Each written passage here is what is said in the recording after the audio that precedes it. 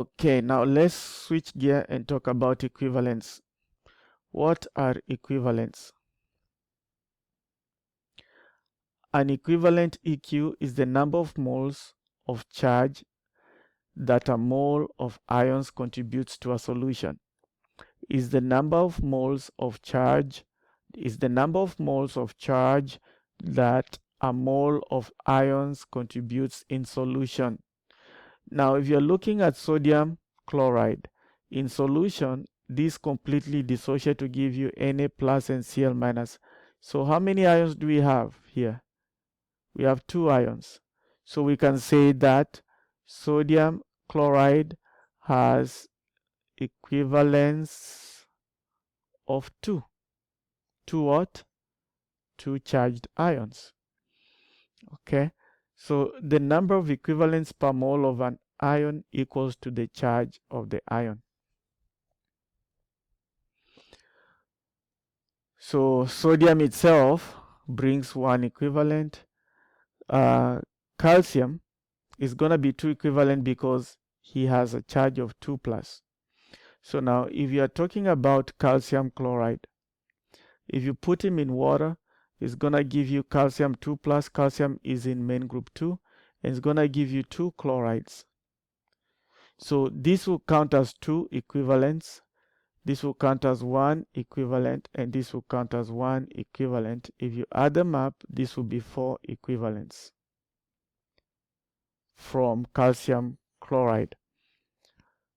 Okay, remember calcium brings 2. We are going with this statement. The number, let me erase it and highlight again. The number of equivalents per mole of an ion is equal to the charge of the ion. In solutions that contain ions, there must be a balance between the total positive and total negative. Exactly. Let's still use our example here of calcium chloride. So calcium chloride has Ca2 plus, and then he has chloride and chloride, right? Now you can see how many positives do we have? We have 2 plus. How many negatives do we have?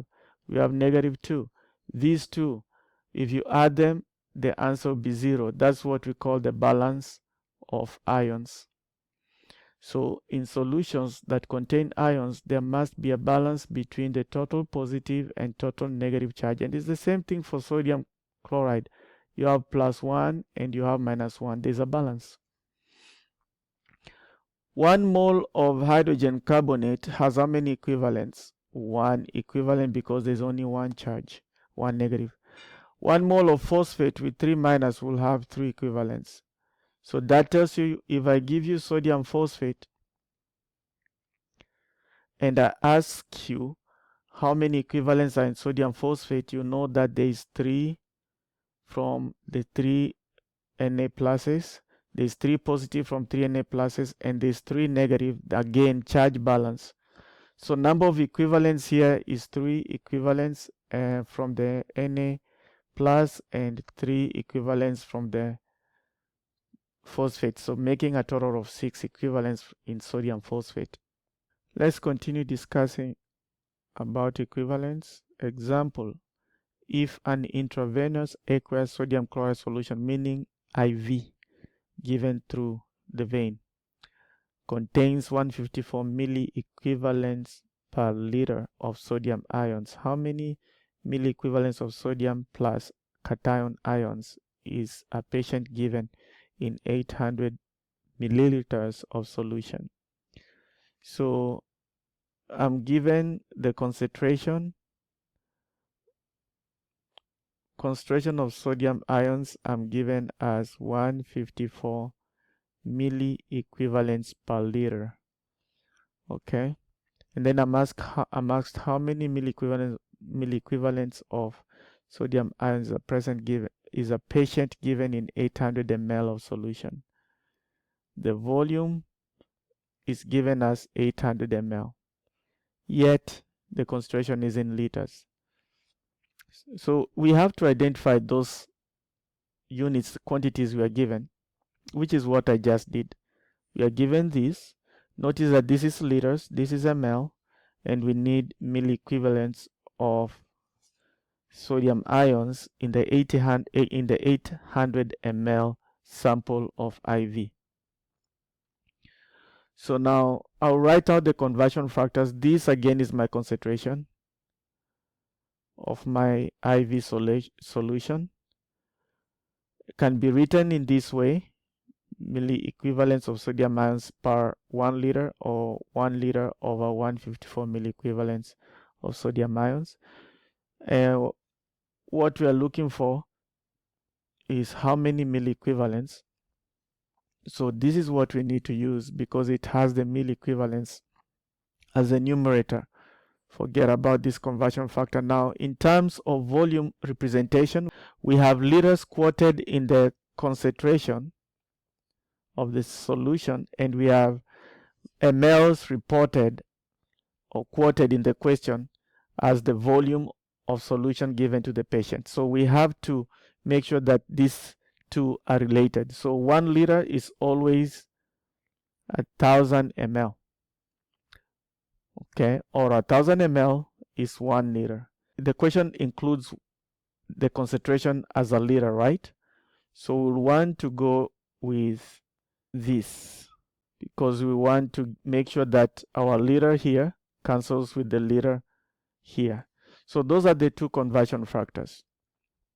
We choose the left side ones to cancel liters to ml. Choose this conversion factor and this conversion factor. Now, since I'm given the volume in mLs, so I'll have to convert, this is a plan, convert the ml to liters, and then from there you can work out your milliequivalents that you're looking for. So I'll take my 800 ml and multiply by my conversion factor. That will help me to cancel the ml and the ml, and then bring next the conversion factor. This conversion factor applied from ml to liter. So now I need another conversion factor from the liter to milliequivalents. So that will be 154 milliequivalents of sodium are contained in 1 liter. The liter and liter will cross, which is why we did not want to use the second conversion factor or the second conversion factor. So the answer that we'll get is gonna read milliequivalents of sodium ions that are in the 800 ml volume of IV solution that was injected to this patient.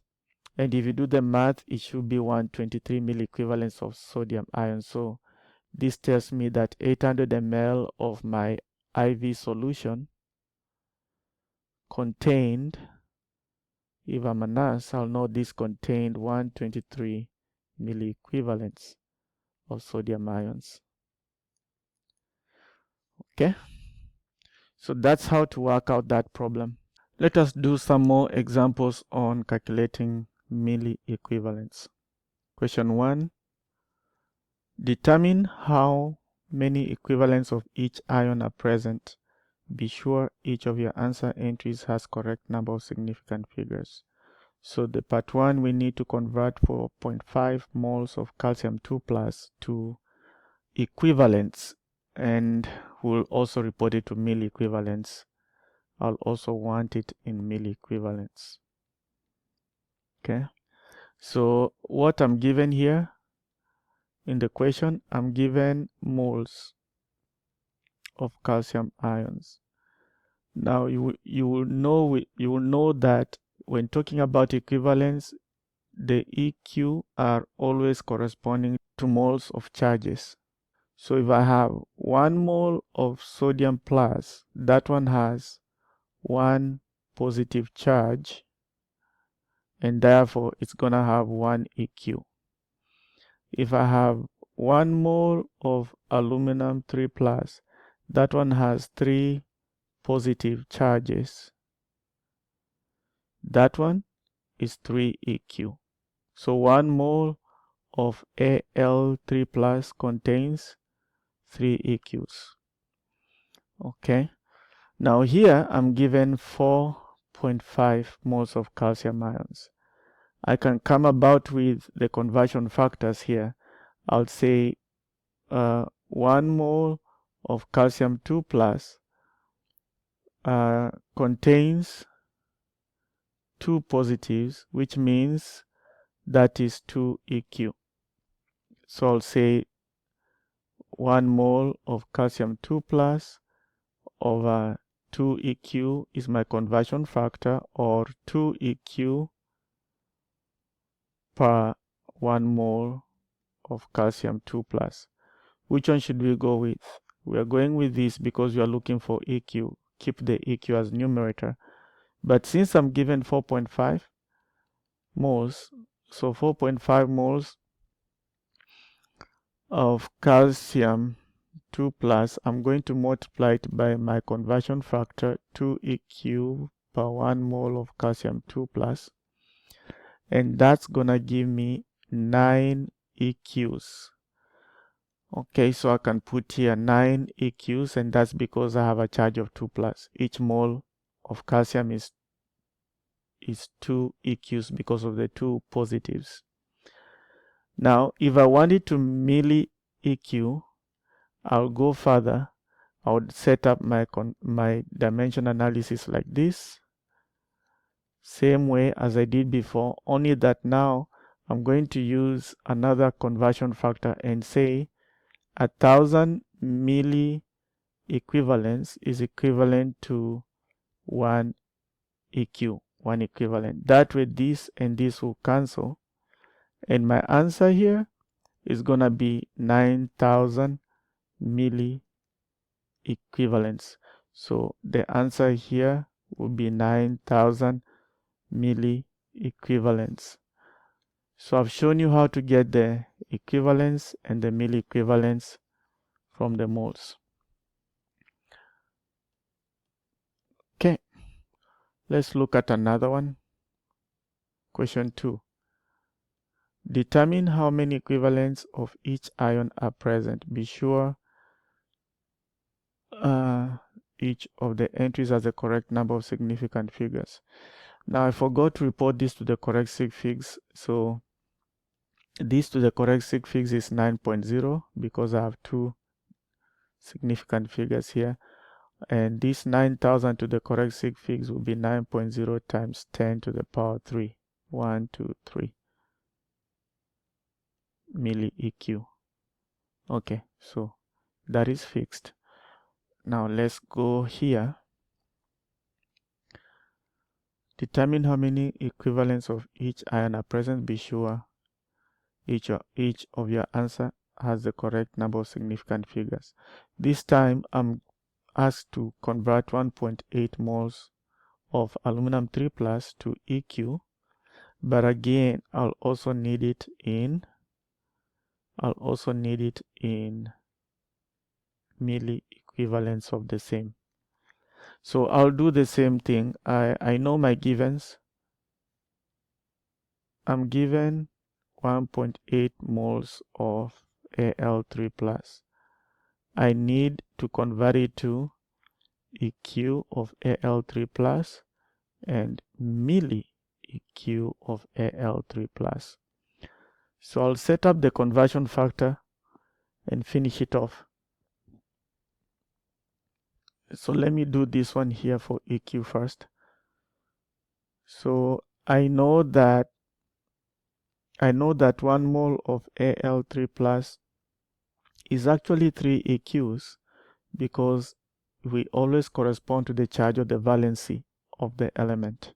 So my conversion factor 1, since I'm going to EQs, I'm going to say 3 EQ is always present per 1 mole of aluminum 3 plus. And that will help me to do the math. So I'll take my 1.8 mole of Al3 plus and multiply by my conversion factor 3 EQ corresponding to the charge of Al per 1 mole of Al3 plus. And if you do that, it's just multiplying 1.8 times 3 basically, because moles of Al3 plus will cancel, and that's gonna give you 5.4 EQs. Now we also know that 1,000 milli stands for 1,000. 1,000 milliequivalents is equivalent to 1 EQ. So if I need my answer in milliequivalents, I'll introduce that conversion factor. So let's write our dimension analysis here. Over 1 mole of Al3 plus, and then we are multiplying this by now the second conversion factor, 1,000 milliequivalents equivalent to 1 EQ, and doing so, EQ cancels, mole of Al3 plus, mole of Al3 plus cancels. Our answer will read something millieq. And that is just like multiplying 5.4 times 1,000, and so it will be 5.4 times 10 to the power 3 millieqs reported to the correct significant figures, because someone else will call this 5,400, but that such numbers must be reported to scientific notation. So that's the answer for millieq, and this is the answer for EQ. Let's look for another problem. Oh, let me write the answer here. Is 5.4 times 10 to the power 3 millieqs of the same.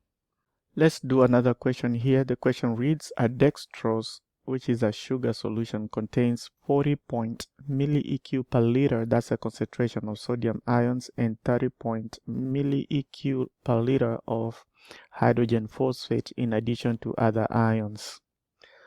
How many milliequivalents of each ions are present in 520 mL of solution? Be sure each of your answer entry has the correct number of significant figures. I can come here and work first for the sodium ions. I know I'm given the concentration as 40 millieqs per liter. Okay. And then I know the volume in question is 520 mLs. That needs to be converted to liters. Okay. So the conversion factors I'm going to use are this. The first one I'm going to use the conversion factor as conversion factors. So the first one is what I just wrote here, the concentration. The second one is one that will help me to convert the mLs to liters, and that's gonna be 1 liter is 1,000 ml, because I want to get rid of the liters. That's why I want this and this to cancel. Okay, that's why. So I'll not use the other version of I'll not use this one, 1,000 ml per liter, no, because that will not help me to cancel the units. The next thing, I'll bring my values and do the math. So I do have 520 ml that needs to be converted to liters. We need to know how much ions are in there, or what is the milliequivalence of ions in 520 ml if 40 milliequivalents are always in 1 liter. How about 520? That's the question we're asking here in a nutshell. So I'll take my 520 and multiply by my conversion factor that converts mLs to liters, and you see the ml and ml will cancel. I'm left with the liter, and then now I'll bring the next conversion factor, which is the 40 milliequivalents that are always in 1 liter. So this will help me to determine the number of milliequivalents of sodium ions in a volume of 520 mLs. And if I do the math here, the answer I'm getting is, so I have 520 divided by 1,000 equals to, then I multiply 40, so it's 20.8. So it is 20.8 millieqs that are contained in the 520 ml of solution, and that is that of sodium ions. So part 1 is done. Now we do part 2. We're going to look at the hydrogen phosphate ions. So for hydrogen phosphate ions, I'm given 30 millieq per liter. That's one conversion factor. Oh, by the way, to the correct sig figs here, I should be reporting it to what? I have 40.2 significant figures, so 21 millieq of sodium ions. That will be the final in the correct significant figures. Now let's get back to the hydrogen phosphate. So that's my first conversion factor. Definitely the second conversion factor is still the same. 1 liter is 1000 ml. I need to know how many ions are in 520 ml. So I'll do the same dimension analysis setup. I multiply by my first conversion factor, and then I multiply by my second conversion factor, which drives me to the milliequivalents. Doing so, ml and ml cancels, liter and liter cancels. The answer here will be 15.6 milliequivalents, and I'm going again with two significant figures, so that's going to be roughly 16 milliequivalents of hydrogen phosphate in the 520 solution. So this will be our answer there. Let's do another question. The question reads, a solution contains the following ions. Sodium ions is 12 millieqs per liter. Calcium ions is 10 millieqs per liter. Ion 3 ions is 6 millieqs per liter. If sulfate is the only anion present in the solution, what is its concentration in millieqs per liter?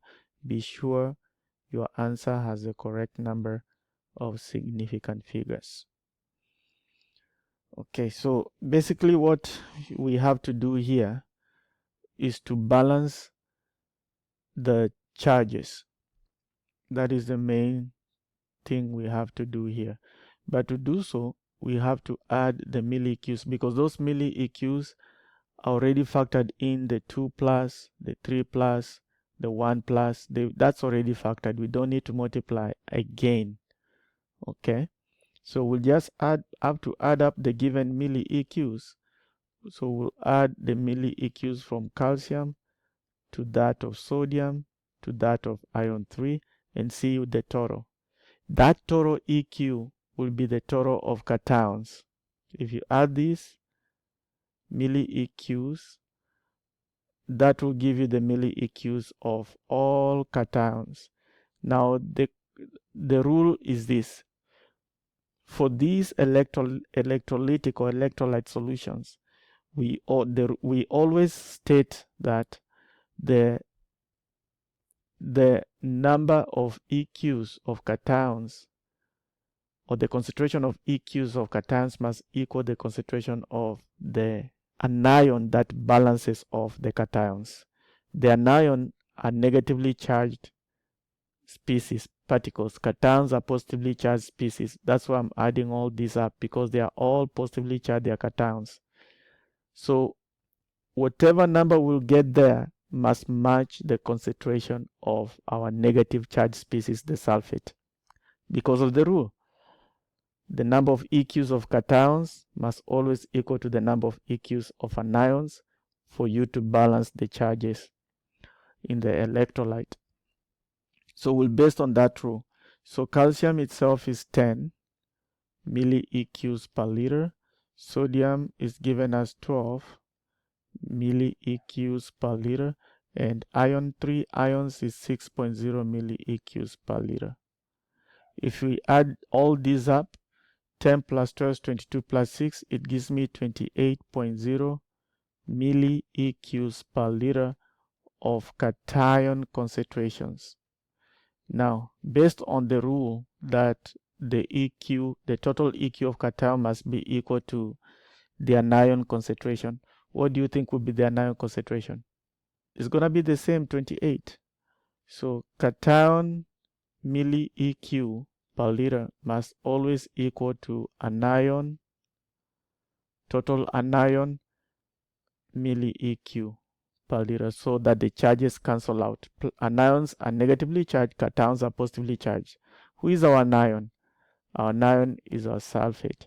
Who is our cations? Cations are all these circled. So that means that the anionic concentration is going to be the same, 28.0 millieq per liter. Report it to one decimal place because we are adding. So our answer is just going to be that.